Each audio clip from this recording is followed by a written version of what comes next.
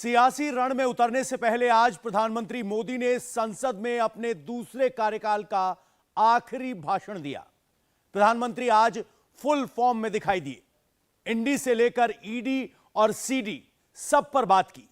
प्रधानमंत्री जमकर गरजे। प्रधानमंत्री ऑपरेशन लोटस पर भी बोले, पटना में जो हुआ उस पर भी बोले, आज झारखंड की विधानसभा के अंदर जो हुआ उस पर भी बोले। प्रधानमंत्री ने सदन से अपने तीसरे टर्म का आज कंफर्म कर दिया।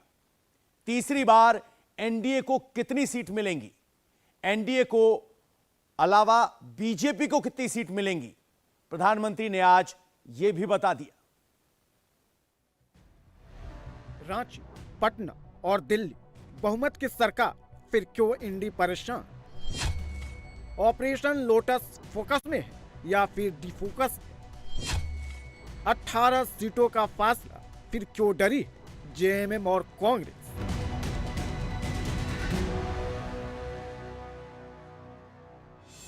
मैं चंपई सोरेन ईश्वर की शपथ लेता हूं कि झारखंड में चंपई सोरेन सीएम तो बन गए, लेकिन सरकार में बगावत का डर सता रहा है।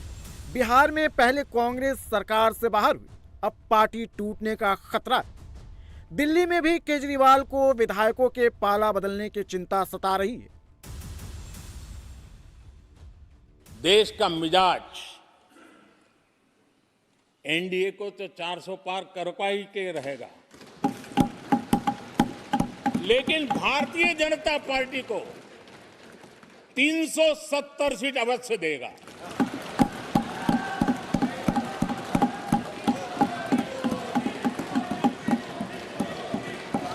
बीजेपी को 370 सीट और एनडीए को 400 पार।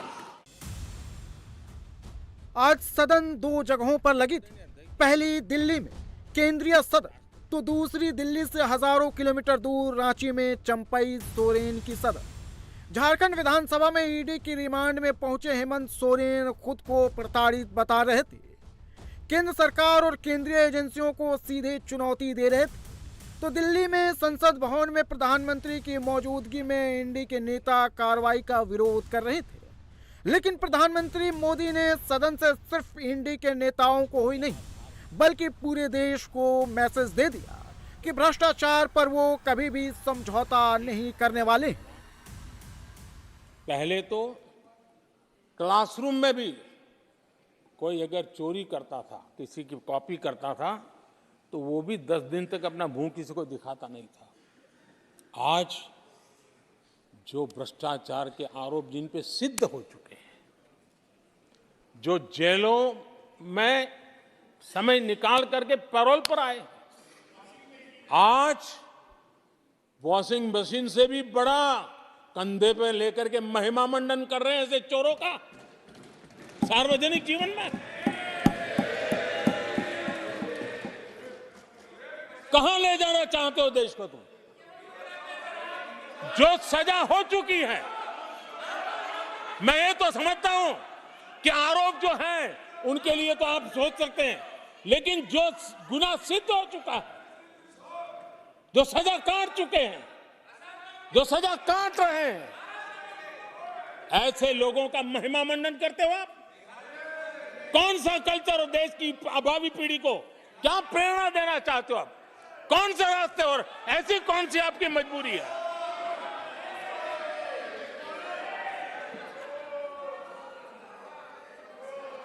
और ऐसे लोगों का महिमा मंडन किया जा रहा है, उनको महान बताया जा रहा है। जहां संविधान का राज है, जहां लोकतंत्र है, माननीय अध्यक्ष जी, ऐसी बातें लंबी नहीं चल सकती हैं। ये लोग लिख करके रखे हैं कि ये जो महिमा मंडन का काम चल रहा है उनका, वो अपने ही खात्मे की चिट्ठी पे सिग्नेचर कर रहे हैं लोग। चंपई सोरेन भले ही विश्वास मत जीत लिए, लेकिन अब भी झारखंड में कांग्रेस और जेएमएम ऑपरेशन लोटस का विलाप कर रही। 28 जनवरी को नीतीश कुमार जी इस्तीफा देते हैं। 28 जनवरी को ही नीतीश कुमार जी को फिर से सीएम पद के लिए शपथ दिया जाता है। 31 जनवरी को हेमंत सोरेन इस्तीफा देते हैं। 2 दिन लगते हैं चंपाई सोरेन को मुख्यमंत्री बनाने में और उनको सिर्फ 5 फरवरी तक समय दिया जाता है कि आप विश्वास मत जीतो। नीतीश कुमार जी को 12 फरवरी तक समय दिया गया है। ये क्यों? क्योंकि बीजेपी का मानना है कि झारखंड में एमएलए का लेन देन आसान होगा। डरना लाजमी है क्योंकि वो लोग बिकने के लिए तैयार है। कोई खरीदेगा खरीदेगा इसकी कोई गारंटी नहीं, लेकिन वो बिकने के लिए तैयार है। इसलिए क्योंकि वो अपने गिरबान में जब देखेंगे तो कई उनका इतिहास भयावह रहा है। चाहे वो फल वाला जो है विधायक को बेचने वाला काम कर रहा हो, या फिर आपको देखिए कि किस प्रकार 45 लाख रुपए जो है बंगाल में पकड़ा गया हो। तो निश्चित तौर पर उन लोगों की फितरत है बिकने की। लेकिन मैं विधायक होने के नाते और भारतीय जनता पार्टी और एनडीए का विधायक होने के नाते ये कह सकता हूं कि भारतीय जनता पार्टी संविधान के आधार पर चलती है और संविधान और नियम संगत जो काम होगा वही हम। झारखंड में चंपई सोरेन को 47 वोट मिले, जबकि विरोध में 29 वोट पड़े, यानी 18 वोटों का अंतर है। यानी चंपई सोरेन के पास बहुमत के जादुई आंकड़े के 41 नंबर से 6 ज्यादा विधायक हैं। फिर भी सरकार गिरने का डर है। आखिर क्यों? विधानसभा के अंदर के गणित को समझिए। चंपई सोरेन को जेएमएम के 29, कांग्रेस के 17 और आरजेडी सीपीआई एमएल के 1-1 विधायकों का समर्थन, जबकि सरकार के खिलाफ बीजेपी के पास 26, एजेएसयू के पास 3, एनसीपी अजीत पवार गुट के पास 1 विधायक और 2 निर्दलियों का समर्थन भी एनडीए के पास है। और सभी को जोड़ दें तो इनकी संख्या 32 होती है, जबकि बहुमत का जादुई आंकड़ा 41 है। यानी चंपई सोरेन को बहुमत से 6 विधायकों का समर्थन ज्यादा है, तो एनडीए के पास 10 विधायक कम है। लेकिन इसके बावजूद जेएमएम और कांग्रेस ने अपने विधायकों को करोड़ों रुपए खर्च कर चार्टर प्लेन से हैदराबाद भेजा। विधायकों के टूटने का डर इतना था कि शपथ ग्रहण के बाद और फ्लोर टेस्ट से पहले चंपई सोरेन विधायकों के साथ पूरी रात बिताए। चंपई सोरेन को विधायकों के टूटने का डर क्यों है, ये भी जान लीजिए। सूत्रों के मुताबिक मंत्री नहीं बनाए जाने से कई विधायक नाराज हैं, तो कई विधायक हेमंत सोरेन सरकार में रहे मंत्रियों के व्यवहार से भी भड़के हुए, तो कईयों की नजरें लोकसभा चुनाव पर। सूत्र तो ये भी बताते हैं कि बसंत सोरेन सीएम बनना चाहते थे, जबकि हेमंत सोरेन अपनी पत्नी कल्पना सोरेन को सीएम बनाना चाहते थे। लेकिन गठबंधन की सरकार में वो अलग अलग दल की डिमांड और विधायकों के तनाव को झेल नहीं पाते, और जेएमएम के साथ कांग्रेस के विधायक भी बागी हो सकते थे। ऐसे में हेमंत सोरेन ने चंपई सोरेन को सीएम बनाना बेहतर समझा। लेकिन आम चुनाव से ठीक 40 दिन पहले कांग्रेस टूरिज्म पॉलिटिक्स पर उतर गई। पहले रांची से विधायकों को हैदराबाद की सैर पर भेजा गया, तो अब बिहार के कांग्रेस विधायक भी हैदराबाद के इस आलीशान सीरी नेचर वैली में पहुंच गए। कांग्रेस का विश्वास हमेशा सिर्फ एक परिवार पर रहा है। एक परिवार के आगे वो न कुछ सोच सकते हैं, न कुछ देख सकते हैं। कुछ दिन पहले भानुमति का कुनबा जोड़ा,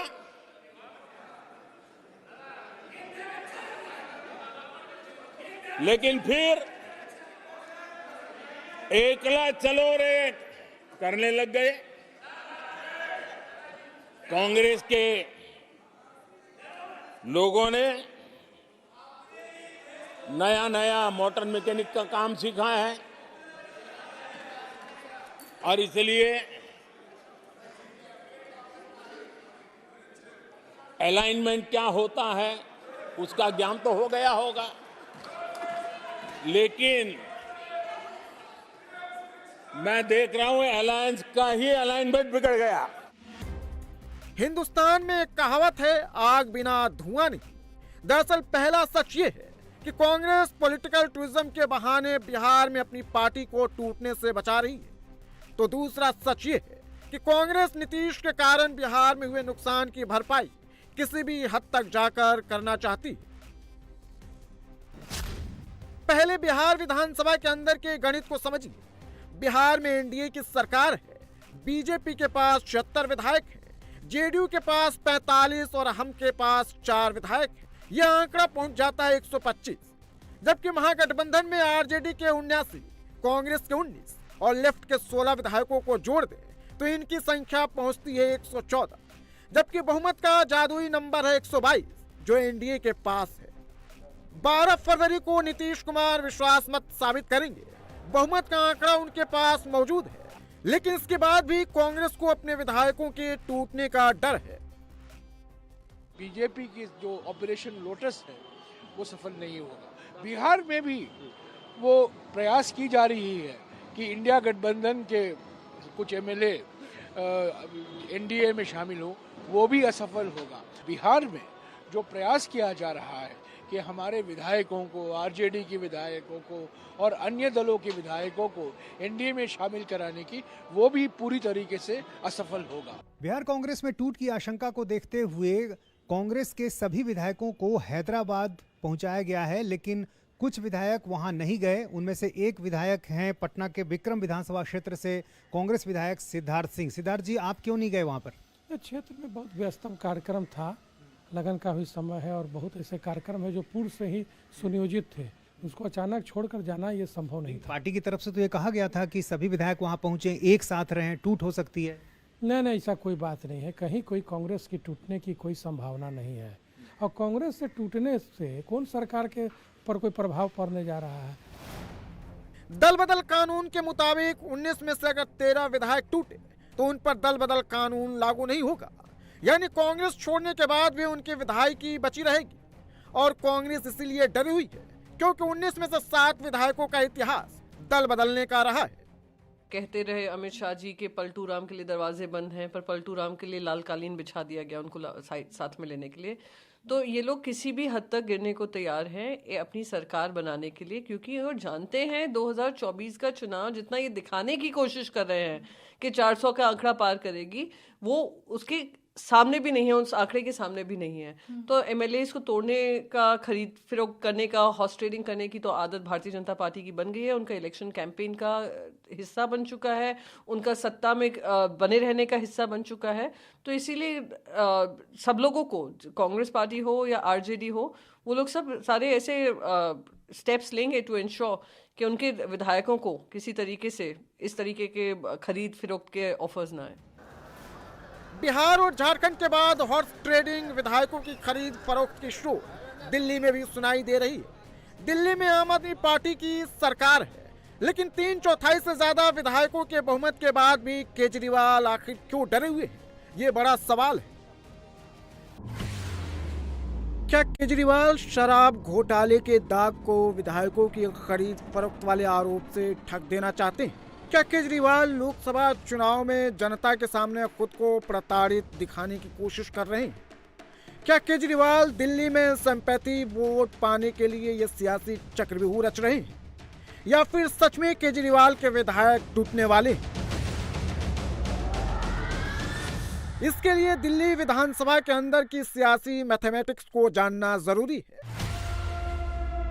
दिल्ली में विधानसभा की 70 सीटें, 67 सीटों पर आम आदमी पार्टी का कब्जा है, यानी 3/4 से ज्यादा विधायक हैं। बहुमत का नंबर 36 है और केजरीवाल के पास 21 विधायक ज्यादा हैं। जबकि केजरीवाल का आरोप है कि उनके 7 विधायकों को 25-25 करोड़ में खरीदने की कोशिश की गई है। अगर 7 विधायक टूट भी जाते हैं तो केजरीवाल के पास 60 विधायक बचते हैं, यानी तब भी केजरीवाल की सरकार पर कोई खतरा नहीं। वही है इसके पीछे। और केजरीवाल ने जैसे ही हॉर्स ट्रेडिंग का आरोप लगाया, बीजेपी दिल्ली पुलिस के पास दौड़ लगा दी। फिर दिल्ली पुलिस की क्राइम ब्रांच केजरीवाल के पीछे पड़ गई। वो ये पूछ रहे हैं कि किन लोगों ने आम आदमी पार्टी के एमएलए को खरीदने के लिए किन लोगों ने अप्रोच किया। ये किसी से छुपा है, सारी दुनिया जानती है। इस देश में एक ही पार्टी है जो सबको खरीद रही है। जिन्होंने गोवा में सरकार तोड़ के बनाई उन्होंने ही किया, हमारा भी। जिन्होंने महाराष्ट्र में एनसीपी तोड़ी उन्होंने ही हमारे एमएलए को। जिन्होंने महाराष्ट्र में शिवसेना तोड़ी, कर्नाटक में सरकार गिराई, राजस्थान में सरकार गिराने की कोशिश की, ये जो पूरे देश के अंदर जिन्होंने उन क्राइम ब्रांच के अफसरों को भेजा, वही हैं इसके पीछे। इसमें पूछने की क्या जरूरत है। इससे पहले शराब घोटाले के आरोप में केजरीवाल के दो साथी मनीष सिसोदिया और संजय सिंह जेल में, और केजरीवाल को ईडी पूछताछ के लिए कई समन भी भेज चुकी है। अब सवाल यह है कि रांची से लेकर पटना और दिल्ली तक क्या हर कोई अपनी अपनी भ्रष्टाचार की पोटली को छिपाने के लिए नई नई तरकीब को अपना रहा है। झारखंड में चंपई सोरेन फ्लोर टेस्ट में पास हो गए। बिहार में 12 फरवरी को फ्लोर टेस्ट है और बहुमत का आंकड़ा नीतीश के फेवर में, तो वो भी अपनी इस परीक्षा में पास हो जाएंगे। दिल्ली में केजरीवाल डिस्टिंक्शन नंबर के साथ सरकार चला रहे हैं, तो फिर इंडी गठबंधन में शामिल दल डरे हुए क्यों हैं? आज विपक्ष की जो हालत होगी ना, इसकी सबसे दोषी कांग्रेस पार्टी है।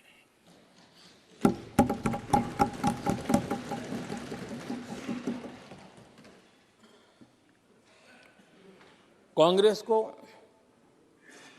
एक अच्छा विपक्ष बनने का बहुत बड़ा अवसर मिला, और 10 साल कम नहीं होते, लेकिन 10 साल में उस दायित्व को निभाने में भी वे पूरी तरह विफल गए।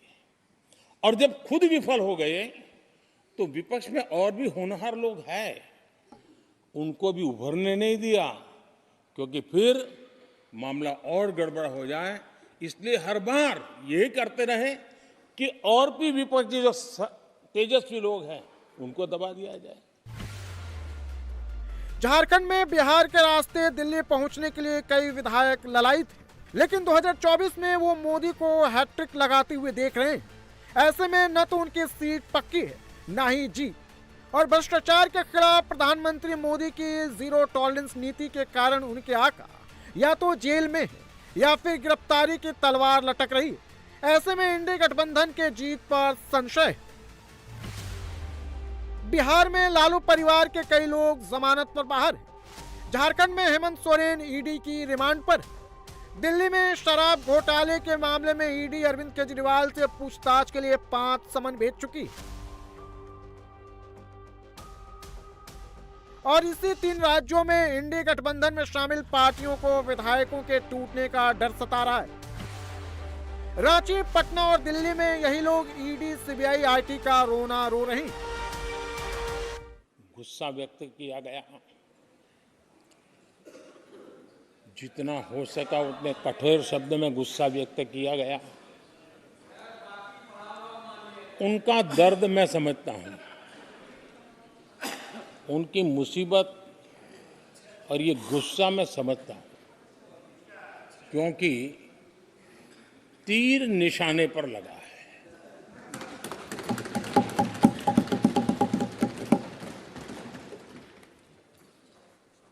भ्रष्टाचार पर एजेंसियां एक्शन ले रही हैं, उसको लेकर भी इतना गुस्सा, क्या क्या शब्दों का प्रयोग किया जा रहा है।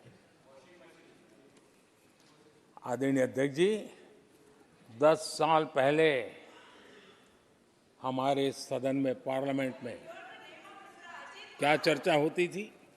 सदन का पूरा समय घोटालों की चर्चा पर जाता था, भ्रष्टाचार की चर्चा पर जाता था, लगातार एक्शन की डिमांड होती थी।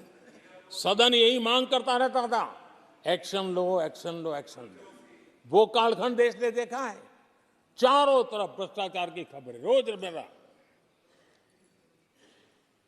और आज जब भ्रष्टाचारियों पर एक्शन लिया जा रहा है तो लोग उनका समर्थन में हंगामा करते हैं। 40 दिन बाद दुनिया के सबसे बड़े लोकतंत्र में चुनाव हुए। एनडीए का कुनबा बढ़ता जा रहा है, जबकि इंडी से एक एक कर क्षेत्रीय शत्रु बाहर निकलते जा रहे हैं। इंडी गठबंधन से निकलकर नीतीश कुमार मोदी के साथ खड़े हो गए। महाराष्ट्र में एनसीपी को तोड़कर अजीत पवार मोदी के सियासी नाव पर सवार हो गए। शिवसेना तोड़कर एकनाथ शिंदे पहले ही मोदी को अपना समर्थन दे चुके। सूत्रों के मुताबिक पंजाब में श्रोमणी अकाली दल भी मोदी के साथ जा सकती, और अप्रैल मई में होने वाले लोकसभा चुनाव में भी स्थानीय पार्टियों को मोदी की ही जीत दिखाई दे रही। जनता के अंदर मोदी का वही 2014 वाला क्रेज नजर आ रहा है और बीजेपी से वोट में कन्वर्ट करने में कामयाब रही तो इंडी गठबंधन का नंबर डबल डिजिट से आगे नहीं बढ़ेगा और यही डर इंडी गठबंधन के दल और नेताओं को सता रहा है।